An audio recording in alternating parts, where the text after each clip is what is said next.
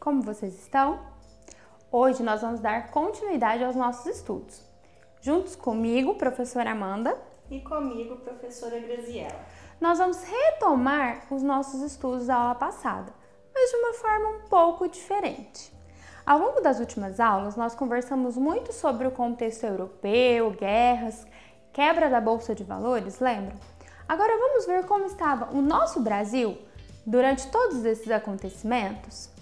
Vem com a gente! Vamos relembrar primeiramente, lá nas nossas aulas passadas nós falamos sobre República Velha. Nós falamos sobre um período chamado República Oligárquica, República da Espada. Então, só para a gente relembrar, durante a maior parte da República Velha, nós fomos governados pela política dos governadores. Lembra que a professora Grazi comentou sobre como que funcionavam as trocas, os votos de cabresto, a influência dos coronéis? E o principal marco daquele período, aí da República Oligárquica, é formado pelas oligarquias cafeeira e leiteira, aonde o café era produzido em São Paulo e o leite aqui em Minas. Esse contexto, ele vai ser nomeado por nós popularmente como política do café com leite. E, gente, ele dura cerca de uns 40 a 42 anos, desde 1898 até 1930. Quando vai haver uma mudança nesse panorama dos governos. Como assim, professora? Minas e São Paulo ficavam alternando na presidência, desde Campos Salles, lá em 1898. Quando não era um governante que chegava à presidência de Minas ou de São Paulo, era alguém com o qual eles estavam participando juntos e apoiando. Porém, ali para as eleições de 1930, há uma mudança. Que mudança é essa? O governo de São Paulo decide lançar 2 candidatos paulistas. E Minas não acha isso muito legal, não. Então, Minas se junta com outras 2 regiões. Lá do Rio Grande do Sul, com Getúlio Vargas, que vai ser lançado como a proposta de presidente, e com a Paraíba, onde vai vir João Pessoa como vice-presidente de Vargas. Ocorre o processo eleitoral, mas diferente do que Minas esperava, não vai ser o candidato mineiro quem vai ganhar, vai ser o candidato paulista. No entanto, Júlio Prestes não consegue assumir o governo, porque começa todo um movimento no Brasil que nós nomeamos de Revolução de 30. E aí, vamos entender um pouquinho como que era esse processo. A professora falou então que houve essa disputa ali de poder. Então, pessoal, gravem a figurinha aqui, esse cara, porque ele vai ser o que mais tempo vai ficar no poder do Brasil. Observem aqui na linha do tempo, em 1930 até 1945, que é a primeira parte que ele fica nesse poder, é o cara que mais tempo vai ficar. E aí vocês podem me perguntar, professora, como que ele vai ficar tanto tempo assim? E aí vocês viram que ele vai chegar no governo, igual a professora Amanda, porque estava tendo uma disputa. Como a liga dele não ganhou, que envolvia Minas, Rio Grande do Sul e Paraíba, e a morte lá do vice dele, eles vão fazer o quê? Utilizar esse fato para tomar o poder. E aí ele não vai tomar o poder sozinho.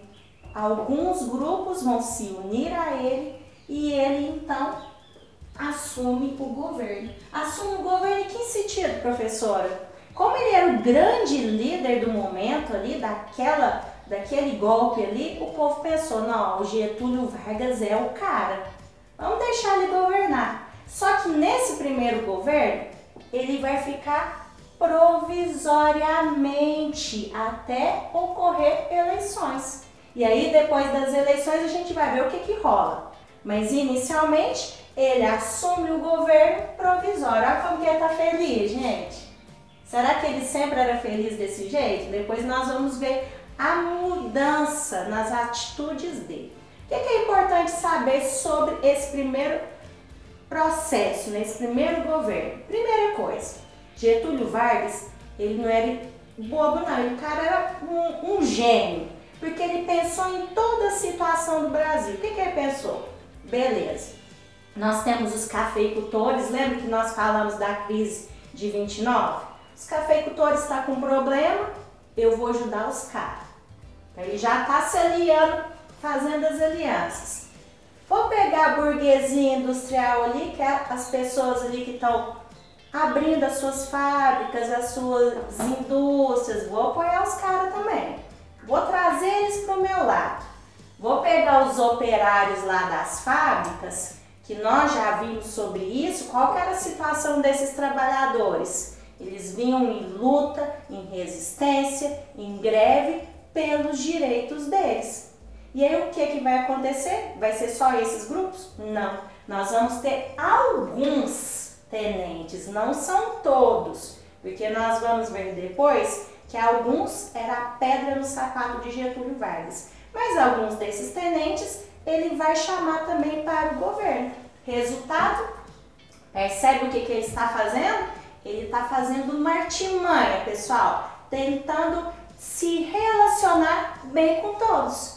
E aí nós temos, na época, não só no Brasil, mas na América inteira, a ideia do populismo. O que era o populismo? Era aquele cara, aquele presidente que ele está atento a todos. Ele quer fazer as correrias ali para todos os grupos. Ele quer se dar bem naquele grupo. Tanto é, olha que interessante, Getúlio Vargas ele vai ser considerado pai dos pobres e mãe dos ricos. O que isso significa, professor? Que ele vai estar atento a todos os grupos aqui. Mas isso significa que o cara era bom demais? Ele estava pensando realmente na situação daquele operário ali da fábrica? Daquelas pessoas que estavam em condições miseráveis? Qual que será que era o jogo por trás de tudo isso? Depois nós vamos tentar descobrir o que vai acontecer. Mas quando Vargas assume o poder, o que ele faz? Ele pira o cabeção, gente. Ele fecha o Congresso, fecha a Assembleia, a Constituição que existia ele vai barrar e, vamos dizer assim, para piorar a situação para algumas pessoas, principalmente de São Paulo, o que ele faz? Ele nomeia alguns interventores. Quem que eram esses carinhas, professores? É os caras que eram escolhidos para governar os estados aqui no Brasil. Ou seja, olha o que ele está fazendo, colocando gente de sua confiança nas regiões. Percebe qual que era a estratégia de governo dele? Mas também, igual eu falei, nesse período ele já vai criar algumas coisas importantes. Ele cria o Ministério do Trabalho, Ministério da Educação, da Saúde, do Comércio, da Indústria, mas também ele vai criar algumas leis trabalhistas. Imaginem vocês, aqueles trabalhadores que tanto tempo lutaram e agora vem Getúlio Vargas e dá alguns benefícios, por exemplo, férias remuneradas, salário que não existia, lembra que existia um soldo, uma pequena quantia que eles recebiam? Também tinha o que? Ele vai fazer as mulheres e as crianças, não vai ser permitido trabalhar à noite em lugares insalubres, ele diminui a carga horária de trabalho. Mas nós vamos falar depois mais sobre as leis trabalhistas. É só para vocês entenderem o que ele vai fazendo nesse primeiro processo. Mas o que acontece? Em 1932, São Paulo se revolta. Se revolta por quê? Porque eles tinham perdido o poder e porque eles estavam revoltados com aquele interventor que foi governar São Paulo. Qual que foi o resultado? Eles se unem com outros grupos, não só paulistas, 200.000 pessoas reunidas ali para poder reivindicar, uma Constituição nova para o Brasil e o fim daquela intervenção do governo. Qual que vai ser o resultado então? Vai ter muitos embates entre governo federal e aqueles grupos ali paulistas. Mas, como a gente sabe que Vargas não estava, como se diz ali, estava sempre atento ao que estava acontecendo, o que ele fez quando acabou a Revolução Constitucionalista? Ele teve uma ideia. Beleza, como que eu vou acalmar os ânimos? Vou fazer então uma eleição chamar os carinhas ali, os parlamentares, para criar uma nova Constituição. E vai ser assim. Alguns meses, aqueles deputados se reúnem e criam uma nova Constituição. Constituição de 1934. O que é importante saber sobre essa Constituição? Vai permanecer o presidencialismo, os 3 poderes que nós já vimos, executivo, legislativo, judiciário. Vai manter também a questão do voto, só que o voto agora ele vai ser secreto. E uma coisa importante também, além do voto ser secreto, o voto ser direto, as mulheres vão poder votar. Mas não fica feliz assim não, porque não vai ser agora que elas vão votar não. Elas vão votar só depois em 45, quando vai ter novas eleições. Na educação, o que ele faz também? Cria um ensino obrigatório e gratuito para aqueles que muitas das vezes não tinham oportunidade nem de estudar. Vocês viram essa imagem? Vocês conhecem? Por que será que nós temos aí a representação de um gado zebu? Pois bem, gente, é nesse contexto que a professora Grazi estava comentando com vocês que Vargas vai ter um papel importante para a nossa cidade. Como assim, professora?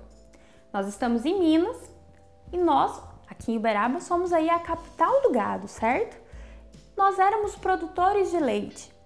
E durante esse período ali dos anos finais do século XIX, começo do século XX, quando ainda existia esse governo das oligarquias, antes de Vargas assumir, foi introduzido aqui nas nossas terras os gados zebus que vieram lá da Índia. E isso, gente, para a época era um boom econômico para a nossa região. Uberaba ocupava um lugar de entreposto comercial. Por conta do café que era produzido no território paulista, a ferrovia chegou até aqui, pois nós precisávamos de ter esse acesso para retirada do café aqui do interior e levar para Santos para ser exportado. Mas lembra que a professora Grazi comentou? Veio a crise de 29. E nessa crise de 29, o gado que estava ganhando auge aqui na nossa região, iniciando aí as exposições de gado, para venda, para melhoria genética e vários descobrimentos em torno do gado zebu, se torna até mesmo inseguro. Por quê? Foi uma quebra mundial da economia, vocês se recordam? E somente após aí as reformas iniciadas por Vargas ao assumir e com a nova Constituição, que vai ser voltado novamente as permissões e os olhos para a exposição e para o comércio do gado zebu. Professora, mas por quê? Porque tudo isso dependia de aprovações do Ministério da Agricultura, que eram então cargos ligados ao governo que estava em vigor. Hoje, nós decidimos falar apenas sobre pontos importantes, mais breves sobre Vargas. Vocês vão perceber que essa é uma matéria extensa, afinal de contas, são 45 anos. Agora que nós já sabemos um plano geral, nós nos encontramos na próxima aula para entender melhor como foi o governo de Vargas e os períodos desse governo. Lembra que a professora Grazi comentou? Nem sempre ele foi feliz assim. Fica assim, pessoal. Na próxima nós iremos falar sobre as outras facetas de Vargas. Não deixe de nos assistir.